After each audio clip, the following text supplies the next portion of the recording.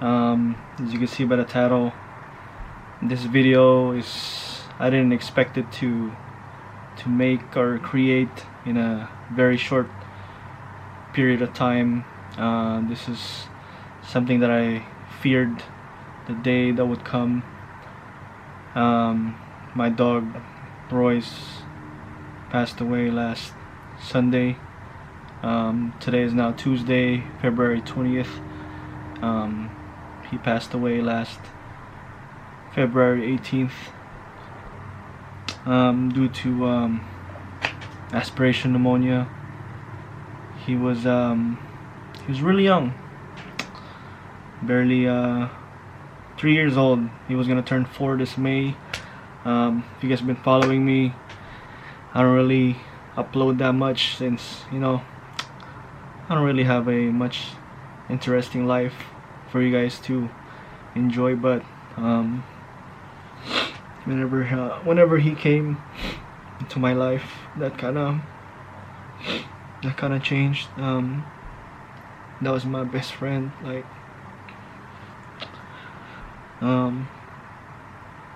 he last Super Bowl Sunday, he was still okay, you know.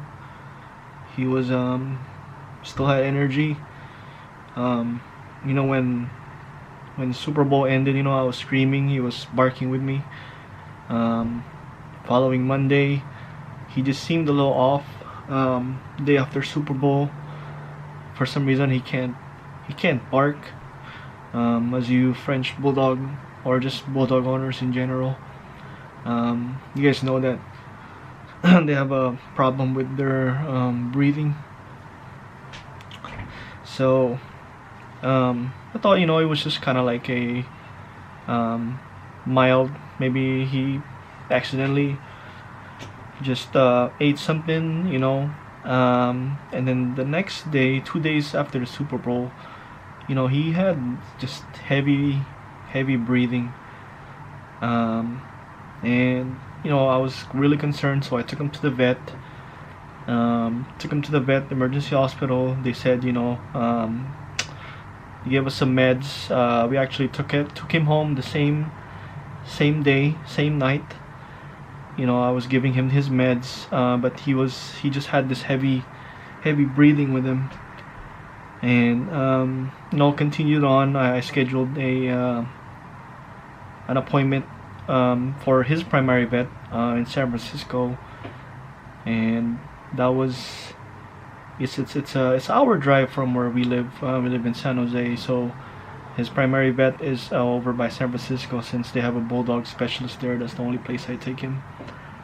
You know, we went over there, they got his x-rays. They couldn't really see what was the problem with him, you know, but the same issue was just recurring. You know, they advised us to do a couple of remedies for his issues, and sort of a little help. From time to time he would be breathing rapidly, and then it would return to normal.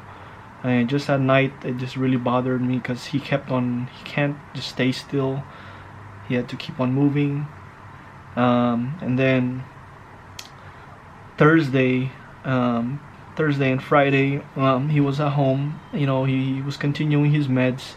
Doctor advised that we give him nebulization, which is turn on the shower, make pretty much the whole bathroom covered in steam, and then I'm supposed to be inside with him, patting his chest while he inhales those steam, so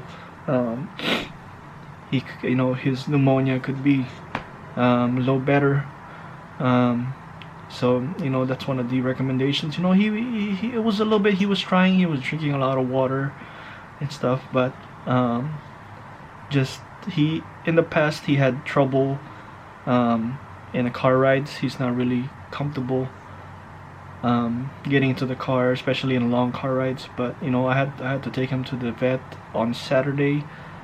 About 3-4 days ago, I had to drive him to San Francisco, and his breathing was just too fast. His tongue, his gums were turning pretty much purple, black, and that kind of got me worried. When we got to the vet said, he's gonna need that. That was the second visit that week to his primary vet. They told him that where he's gonna need oxygen 24 hours or more. So the clinic was only open till 4, so I had to rush him to a emergency hospital that was open 24/7. That Saturday night or Saturday day, 11:30 a.m. Um, the doctors told me that he does have some heavy breathing still, and X-rays was showing really there's not much air in his lungs. So that's when they concluded that it was aspiration pneumonia, but we just couldn't figure out what caused it. And the next day, Sunday, it was they gave me, before even that, around 7:10 p.m. that Saturday night, I got a call from the vet saying that he was doing okay, better. He was sleeping. Gave him more meds, sedation, just so he could have his breathing calm down more. But Sunday night before I was sleeping, thinking that everything would be okay, I got a call at 3 a.m. in the morning from the other vet that was covering the night shift, saying that he regurgitated, and pretty much all of a sudden his heart rate dropped, and try to give him CPR at that point, but couldn't revive him no more. He was not responding. So after that, we rushed to the hospital. I got there around 6 a.m. and yeah, he was just no more life. And I think that was the day that I feared the most ever since I got him. One day it's gonna come, but I just didn't expect that to be that early. And he was figured I would do this video because he was kind of my first reason why. He was the first video I actually made in this channel. I picked him up. He was very young.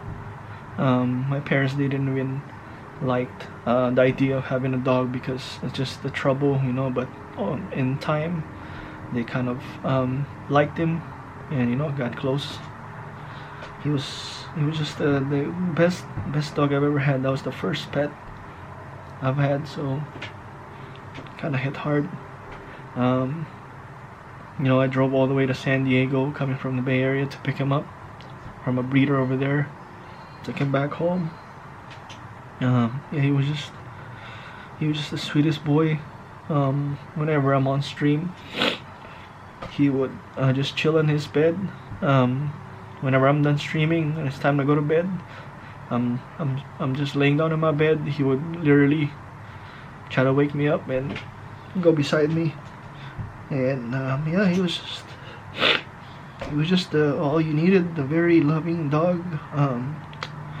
It's just sad that his life was too short. I did everything that I could, to give him a good life. So just creating this video as a tribute. If you have your dog with you still, give him a very big hug. Give him the best life you have. And you'll never know when the day will come. And yeah. So thanks for watching, and I'm end this video with some of his memories.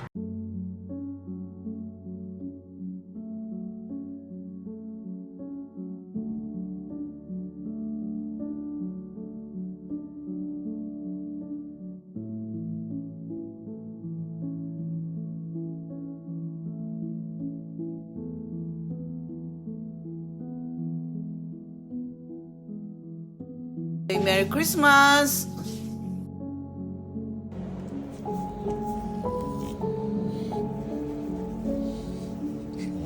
Happy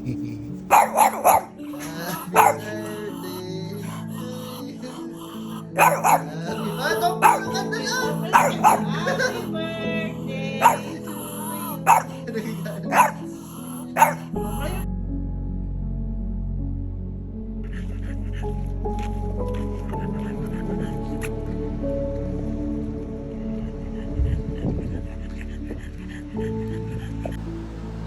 freaking guy decides to freaking not sleep.